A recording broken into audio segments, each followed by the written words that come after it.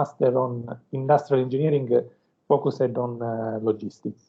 And please, Julius, you can start. Thank you.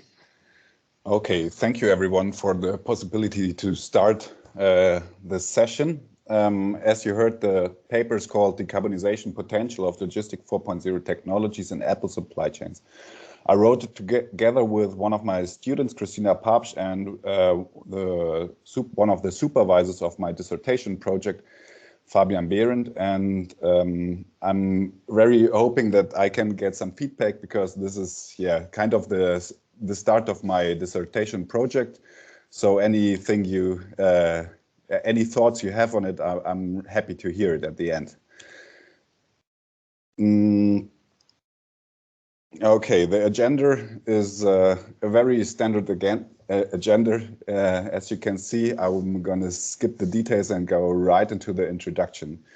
You probably all know we have a climate crisis ongoing, and this climate crisis makes it inevitable to completely decarbonize our production and our transportation, as we need to completely decarbonize our whole society to reach the political goals of 2 degrees warming or even below that. The reason why we are looking at fruit supply chains is that they have 2 special attributes. The first is that fruits are often a seasonal product, so we are only able to produce them at a certain time of the year and in the season. And if we want to sell them at any other time of the year, we need to either store them or we need to transport them, maybe from another global area where we have another season, for example, the southern hemisphere. Another thing is that as it is food, and fruit is they are perishable goods, and therefore they need to be stored or transported in a certain environment so they don't perish. And this makes the whole transport and storage kind of energy intensive, and therefore also connected with a big carbon footprint. And the third thing I want to talk about is Industry 4.0, or more specific, Logistics 4.0. This whole conference is about Industry 4.0, so I don't need to introduce this concept, but some of the buzzwords are connectivity, cloud computing, artificial intelligence, and they all promise improvements for our industrial processes, for our logistics processes, but also they promise improvements for our supply chain footprints and for the ecological performance of our supply chains. So the hypothesis we are looking at, or we want to look at, is Logistics 4.0 will have a beneficial effect on the ecology or on the carbon emissions. To work on this, we need to answer mainly 2 research questions. The first is, how can we quantify the carbon effect of those technologies? And the second, if we can quantify the effect, how big is it? How much can we reduce with the selected technologies? And today I will show this work on an exemplary supply chain. Starting with the methods. The first step is to define a framework. What are we actually talking about when we're talking about Logistic 4.0 technologies? For me, the problem is that it is not a yes or no, it's not a binary decision if we have Logistics 4.0 integration in the supply chain, but it's more of a gradual development from, on the left side, traditional logistics, or the left bottom side, to the here on the right upside, the Logistics 4.0 implementation. And on this gradual development, there's this table perfectly fitting on it. And we selected this table as a framework for Logistics 4.0 because on the one hand, we have those different areas of the supply chain. So we have the management, the routing, inbound logistic, warehousing, intralogistic, and so on. And then in those columns, we go from the very traditional logistic principles, like the push principle here, or using decentralized vehicles, to more and more integration of Logistics 4.0 on the right side. So here we have real-time routing and connected navigation, or even autonomous transportation vehicles. We have predictive delivery management or predictive inbound management. And yes, this is the framework we used for this paper. In the second step, as we want to talk about the reduction potential of supply chains, we needed to calculate emissions of exemplary supply chains. And there, my student Christina Papst, she was a lot of help because she worked in her thesis on this. And in her thesis, she tried to measure how much, or to calculate how much CO2 is emitted in every step of the supply chain. So we have some steps which are connected to the production, some steps which are connected to the transport, to the storage, and to the distribution. So with all this together, we have a complete supply chain we are looking at, and the emissions are compared between a German supply chain and a New Zealand supply chain. So a more local and a more international supply chain. The next step then was to combine on the one hand the technologies, the Logistic 4.0 technologies, with the carbon footprints of the supply chains. And therefore we asked two questions. First, at which steps of the supply chain can the specific technology here can be deployed? So where can we apply this technology? And then if we can apply this technology, how much can we reduce with it? So at this step. So this is what I want to present in this table, how we assess the reductions. And this table is just a small excerpt of all the technologies or developments, technological developments we looked at.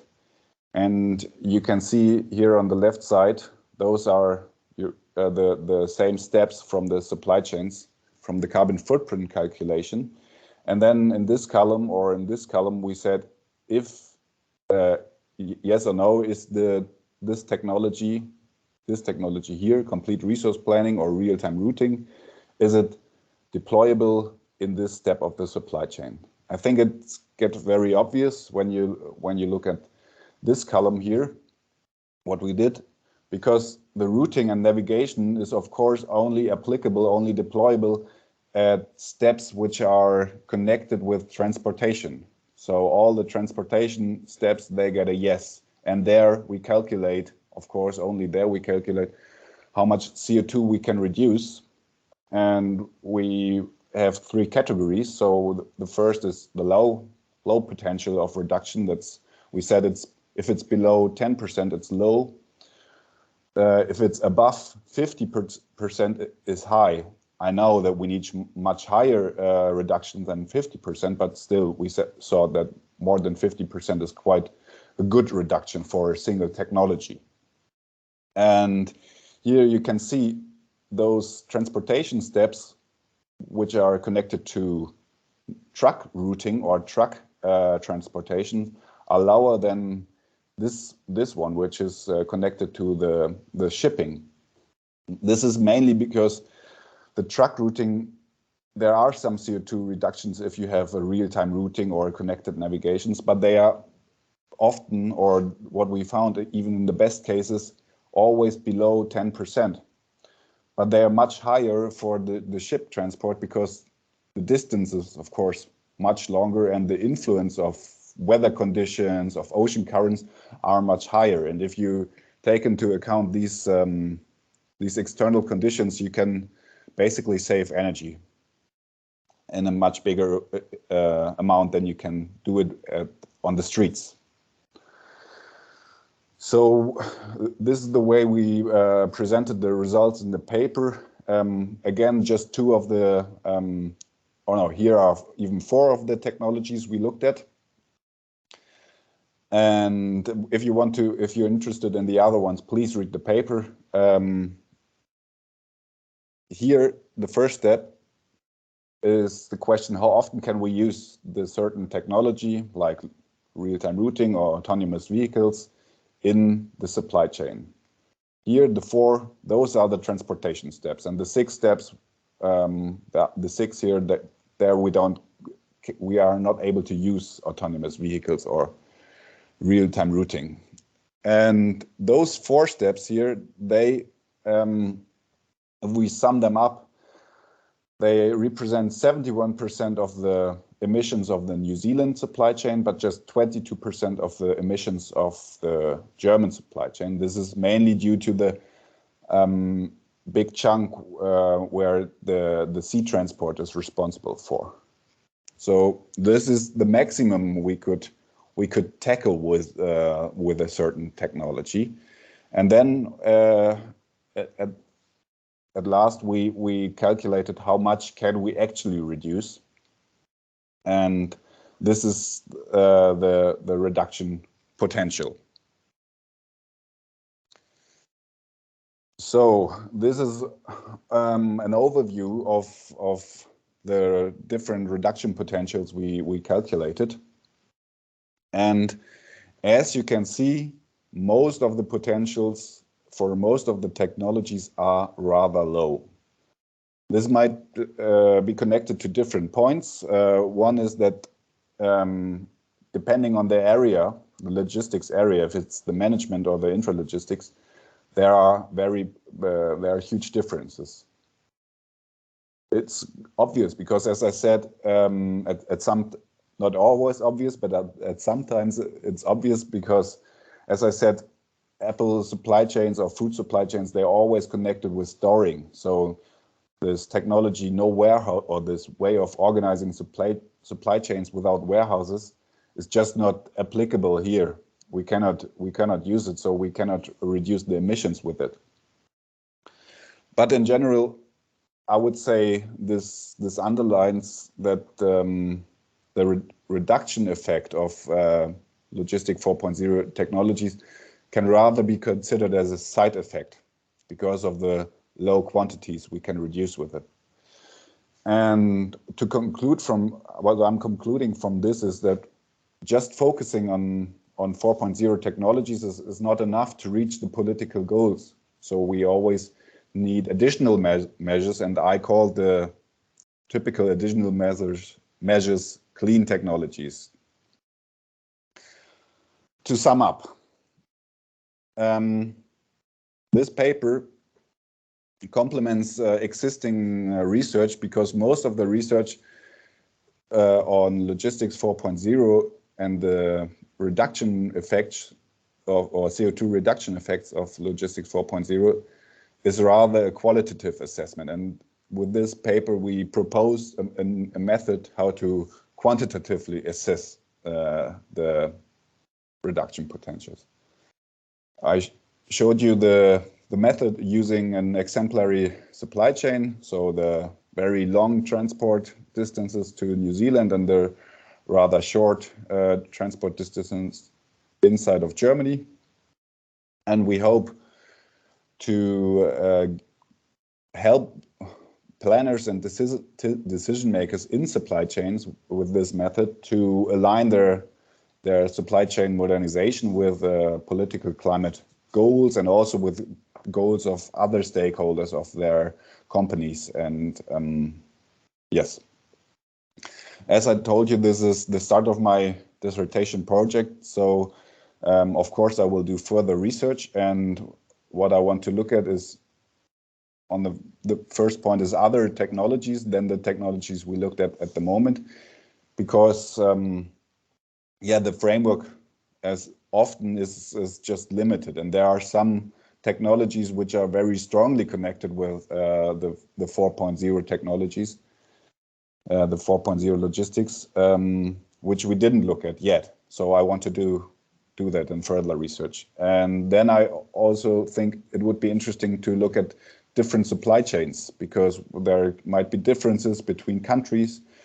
And afterwards, I want to look at different goods as well, different agricultural goods, but later on, maybe also in other consumer goods, textiles or consumer electronics might be some ideas. And of course, it always helps to include more data in the research, because most of the research at the moment is based on secondary sources, and with interviews or other research methods we want to include primary sources as well, and to look at like real existing supply chains instead of just modeled supply chain. But if this will have a limited outcome, we also want to use simulations to generate more data, and therefore to make the picture we painted more reliable and even better. So this was my presentation. I thank you for your attention, and I hope you have some input for me or some questions we can discuss. Thank you. Many thanks, Julius, for your very interesting presentation, very nice presentation, very clear. Questions from the audience?